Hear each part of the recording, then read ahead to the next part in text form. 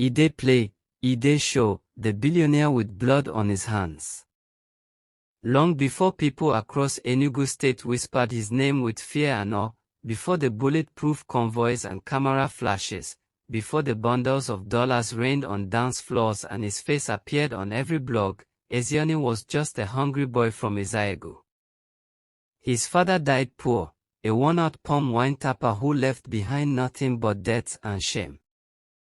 His mother, sick and frail, passed in a rickety hospital bed, her mouth dry, her eyes pleading for a cure that never came. And it was on the day she died, when the doctor zipped her body back like a nylon of paper, that Ezeani made a vow. If I no make am for this life, make this land bury me alive.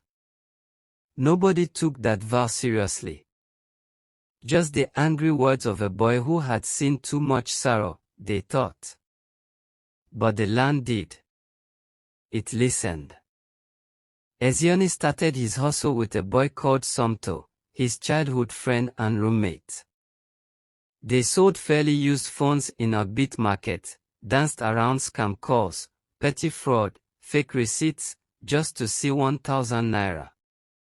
They dreamed big, talked about owning houses in Lekki, buying Benz, marrying beauty queens.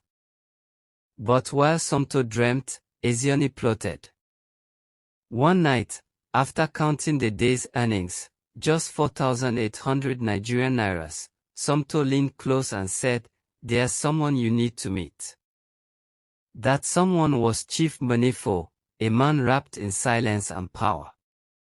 He came from Udi, dressed in white lace and coral beads, smelling of something ancient and cold. When Chief looked at you, it was like staring into the eyes of a python. His voice was soft, but each word held the weight of death. He asked just one question. "You ready for real money?" Ezeani nodded. "You go do anything?" Ezeani nodded again. And that night, Chief led him into the forbidden part of Eziagu forest, a place where birds never sang, where the wind itself refused to enter. Under the moonlight stood a woman, pregnant, crying, tied to a stake like a goat ready for slaughter.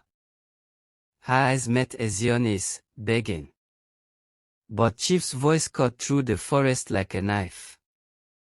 "If you run now, your life ends here. If you stay, your future begins." Ezeani stayed. He watched as the woman was sliced open. As the child was pulled out screaming. As both were buried, still breathing, under the red soil of Eziagu. They poured black oil on the ground and made Ezeani kneel on it, naked, as they whispered chants in a tongue that made his skin crawl. He vomited, screamed, begged, but the ritual didn't stop. When he woke up the next morning, the wind in the forest was still. His hands were clean. His phone beeped. 8.4 million Nigerian nairas. The next day, 12 million Nigerian nairas. Then a car. Then an iPhone. Then an account balance he had never imagined, not even in his wildest Yahoo boy dreams. The people rejoiced. "Our boy don't make am." They called him Dey Show because he didn't hide his success. He paraded it. Sprayed money at funerals. Sponsored church projects. Bought his mother a golden tombstone and lit up the village roads with solar lights. But what they didn't know was that every gift he gave, every note he shared, every smile he offered, was cursed. It began slowly. His first girlfriend, Ngozi, was found dead inside Aiba River, her body untouched, but her face frozen in terror. No signs of drowning. No bruises. Just fear in her wide, open eyes. His driver, Emma, vanished without a trace. His compound dog, a beast of a Rottweiler, was found strangled, with no rope. The vet couldn't explain it. Then came Somto. He began seeing things.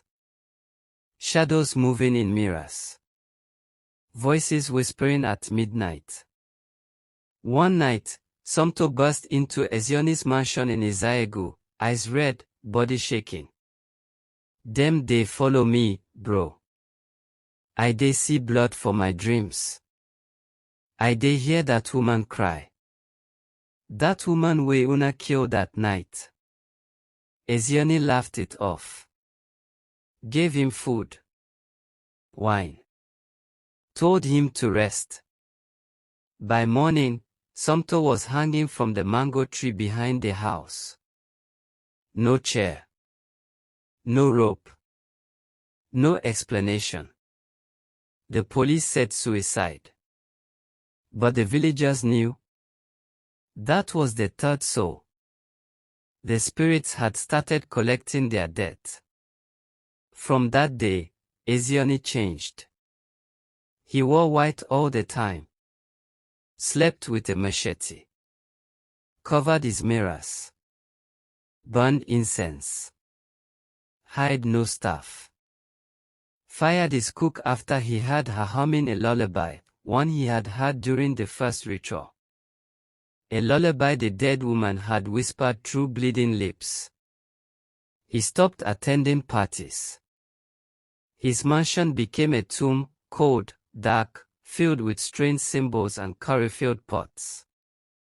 He would sit for hours, whispering to something in the corner of the room, something no one else could see. The laughter was gone. The boy from Eziagu was no longer playing. The show was over.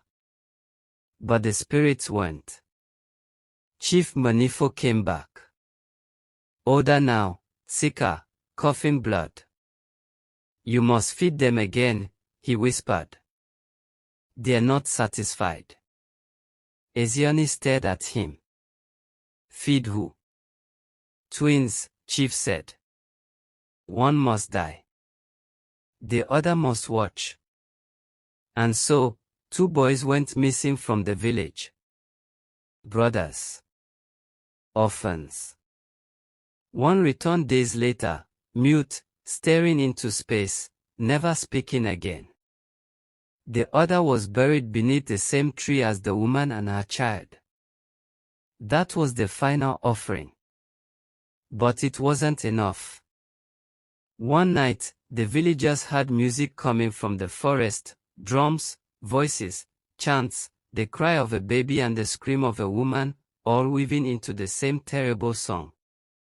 Lights flickered from deep within the woods, and a soft wind blew through the village, carrying the smell of burnt flesh. By morning, Eziani's mansion was gone. Nothing but ash remained. No walls. No tiles. No bones. The police searched. Journalists came. But there was nothing. Eziani had vanished. Some say he's dead. Others say he's still alive, roaming the forest barefoot, wearing white, his face painted in chalk and ash, mumbling to the trees and dancing to drums only he can hear. But those who walk past the forbidden part of Eziagu swear they've seen him. Swear they've heard it. A voice in the wind, soft, echoing, broken. He dey play. He dey show, but he don't pay the price. And when thunder cracks in the sky and the rain smells of iron, the villagers lock their doors, cover their mirrors, and pray. Because they know Eziani is not gone. He's waiting. Watching. And one day, the land will demand another soul.